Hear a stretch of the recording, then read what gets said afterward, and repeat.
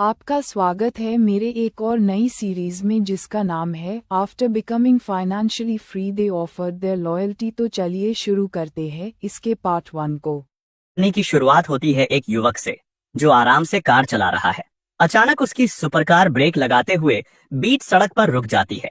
आसपास मौजूद लोग चौंक कर उसकी ओर देखने लगते हैं। कुछ पहचान कर कह उठते हैं, अरे ये तो शेन्यू है, स्कूल का सबसे अमीर सेकंड जनरेशन लड़का फिर से नई सुपरकार ले आया। कार का दरवाजा खुलता है और एक युवक आत्मविश्वास भरी मुस्कान के साथ बाहर निकलता है। तभी कार के अंदर से सफेद हील्स की एक जोड़ी नजर आती है। उसके बाद एक खूबसूरत आत्ममुग्ध मुस्कान वाली लड़की बाहर कदम रखती है। स्कूल के लड़के इस नजारे को देखकर या तो जलते हैं या नफरत से भर जाते हैं। अभी स्कूल में आया है और एयर होस्टेस डिपार्टमेंट की सबसे अच्छी लड़की को पटा भी लिया। एक और लड़का गुस्से में कहता है, कमाल है, ये तो पहले दिन से ही बाजी मार गया। कुछ और लड़के अपनी हताशा छुपा नहीं पाते। FA की टॉप लड़की भी इसे ही मिलनी थी क्या? भाई ये हैंडसम भी है, अमीर भी, जाहिर सी बात है इसे चॉइस में हमेशा पहला हक मिलेगा। हक ही नहीं, अब तो ये पूरी लाइन क्लोज करने वाला है। मैंने सुना है कई लड़कियां तो इसके पीछे दीवानी हैं। अब दोनों बिना किसी पर ध्यान दिए आराम से स्कूल की इमारत की ओर बढ़ते हैं। छात्र छात्राओं की फुसफुसाहटें चारों तरफ गूंज रही हैं। ऊपरी मंजिल पर खड़ी कुछ लड़कियां नीचे झांकते हुए उस लड़की को देखती हैं जो शेन्यू के साथ चल रही है। उनमें से एक जलन में कहती है, इससे ज्यादा तो मैं सुंदर हूँ, बस थोड़ी देर कर दी, वरना अब तक मैं होती उसके साथ। उफ, दूसरी लड़की मुस्कुराते हुए जवाब देती है, मौका उसी को मिलता है जो तैयार रहता है, अब हार मत मान, पीछे मत रह। उसी वक्त शेन्यू अपनी पहचान भरी मुस्कान के साथ ऊपर देखता है जहां लड़कियां उसे देख रही हैं, और ऐसा मुस्कुराता है जैसे फूलों में मधुमक्खियां खिंचाएं। इसके बाद दोनों मॉल के अंदर चलते हैं, खुश मिजाज अंदाज में। लेकिन ये सब एक याद थी, शेन युआन के बीते हुए सुनहरे दिनों की। वो सोचता है कैसे सब कुछ उसके पास था, पैसा, शोहरत, लोग जिंदगी से जलते थे। लेकिन तीसरे साल में सब खत्म हो गया। एक तबाही ने सब छीन लिया। उसके परिवार की तीनों ट्रैवल कंपनियां बंद हो गईं, ऊपर से 1 करोड़ की कर्जदारी। हकीकत में लौटते हुए शेन युआन कमरे में घुसता है और जोर से पूछता है, भाइयों, ज्यूंग भैया नाइट शिफ्ट पर गए क्या? वो घूमता है तो एक रूममेट ठंडी आवाज में कहता है, शेन युआन, मुझे नहीं लगता हम इतने क्लॉज हैं। एक और लड़का पीछे की ओर लेटता है और मखौल उड़ाते हुए कहता है, क्या तू अब भी अपने आप को वही रईस यंग मास्टर समझता है? तुम जब बुलाते थे हम आ जाते थे, जब कहते थे जाने को तो चुपचाप चले भी जाते थे। शेन युआन कुछ बोल नहीं पाता। उसे सांस लेने के लिए छत पर जाना पड़ता है। मन ही मन सोचता है, वो सारे पुराने दोस्त एक एक करके साथ छोड़ गए, मुझसे कतराने लगे हैं, अब मैं क्या करूं?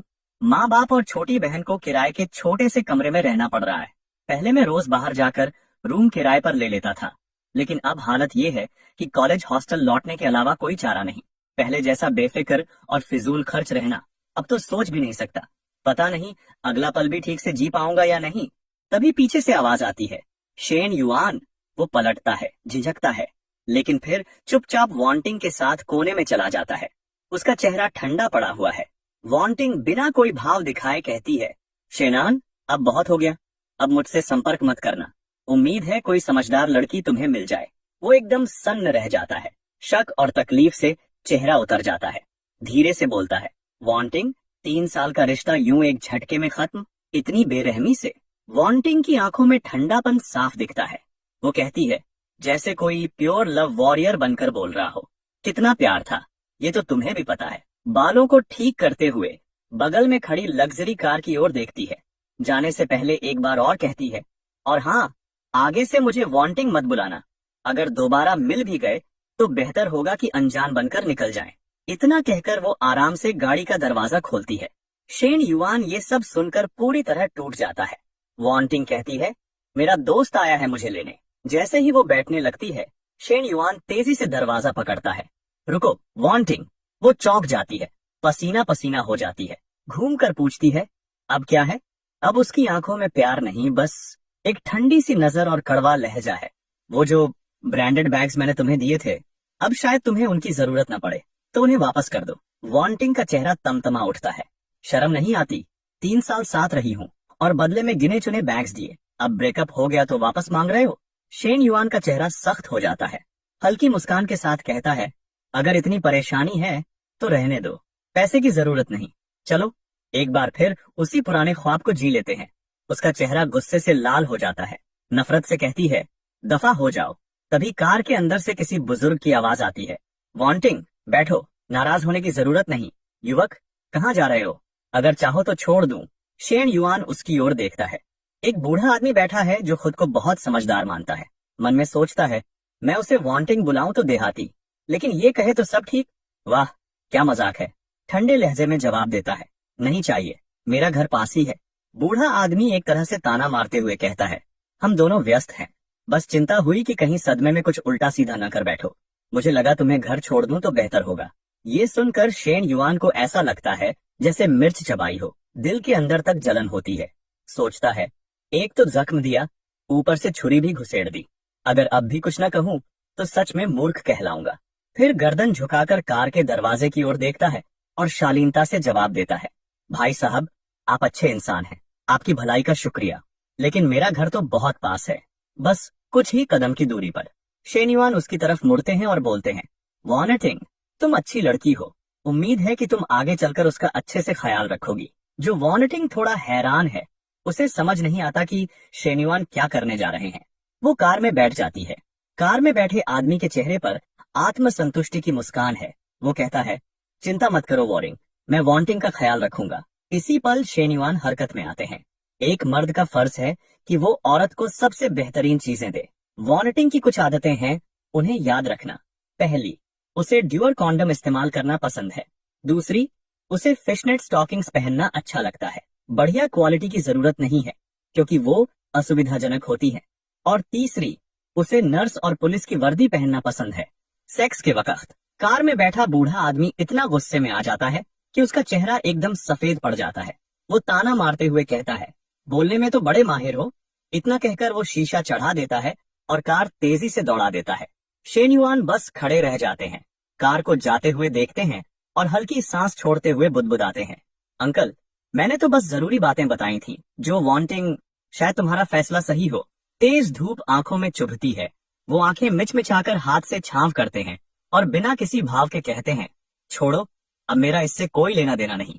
उम्मीद है तुम्हारा फैसला तुम्हें एक परफेक्ट जिंदगी दे पाए। अचानक कहीं से एक यांत्रिक सी आवाज सुनाई देती है, बिल्कुल सही, हर किसी को अपनी परफेक्ट लाइफ पाने की कोशिश करनी चाहिए। परफेक्ट लाइफ सिस्टम डाउनलोड हो रहा है। ऊपर की चुभती धूप अचानक गायब हो जाती है। उसकी जगह एक सुनहरी नारंगी रंग की सिस्टम स्क्रीन आ जाती है, जिसे देखकर शेन युआन दंग रह जाते हैं। उनके सिर के ऊपर जानकारी उभरती है, होस्ट शेन युआन, उम्र 21 साल, कद 182 सेंटीमीटर, वजन 70 किलो, संपत्ति मूल्य 87 सेहत मूल्य, 72 शारीरिक ताकत, 75 कौशल। कोई नहीं। शेन युआन पसीना पसीना हो जाते हैं। खुद की तरफ इशारा करते हुए उलझन में पूछते हैं, होस्ट, मैंने तो न जीने की बात की न मरने की, फिर ये सब क्या है? सिस्टम पैनल फिर उभरता है, इस बार ढेर सारे टास्क्स की लिस्ट के साथ। परफेक्ट लाइफ सिस्टम सफलतापूर्वक डाउनलोड हो गया है। एक परफेक्ट लाइफ के लिए सिर्फ पैसे नहीं, बल्कि विपरीत लिंग के प्रति सम्मान और लगाव भी जरूरी है। सीमित समय का कार्य शुरू करें। अपने आसपास की हमउम्र लड़की पर पैसा खर्च करें जिसकी पसंदगी रेटिंग 60 से ज्यादा हो और उसका सम्मान हासिल करें। टास्क रिवॉर्ड, पैसे। अगर आप चाहें तो मैं इसका अगला हिस्सा भी ऐसे ही अनुदित कर सकता हूँ। जो खर्चा विपरीत लिंग पर किया जाएगा वह 3 गुना वापस होगा। यदि इस खर्च के दौरान विपरीत लिंग का पसंदीगी रेट 3 अंक बढ़ जाता है तो वह पैसा 2 बार वापस होगा। ध्यान रहे, खर्चा केवल अकाउंट या नकद से किया जा सकता है। शेनु अपने सामने जो हो रहा है उस पर विश्वास नहीं कर पा रहा है। वह बार बार अपना सिर पीटता है, सोचता है, क्या मेरे पास सच में कोई सिस्टम है? क्या यह सच है या सिर्फ एक भ्रांति? तभी अचानक एक नरम आवाज उसके पीछे से आती है। शेनु एक लड़की को देखता है जो उसे चिंता भरी आंखों से देख रही है। वह उसे याद दिलाती है, लड़के को लड़के जैसा दिखना चाहिए, ये तो सिर्फ एक ब्रेकअप है, इतना गंभीर नहीं है। इस समय सिस्टम भी उस लड़की की जानकारी दिखाता है जो उसकी शैक्षणिक सलाहकार ली है। लड़की शेन युआन के पास आती है और कहती है, मैंने अभी जो कुछ देखा वह सब देखा। ऐसे समय में पुरुष दोस्तों के शब्द सबसे सटीक होते हैं। बाय बाय, अगला बेहतर होगा। शेनु चुपचाप मुड़कर ली को देखता है और तभी वह नोट करता है कि ली के सिर के ऊपर पिंक नंबर 65 लिखा है। वह हैरान होकर सोचता है, ली शिक्षक के सिर के ऊपर यह क्या है? और तभी सिस्टम से एक सूचना आती है, लीक सीओ की पसंदीगी रेटिंग होस्ट के प्रति 65 है। शेनु चौंक जाता है और इस नंबर और नोट को देखकर सोचता है, यानी कि जो परफेक्ट लाइफ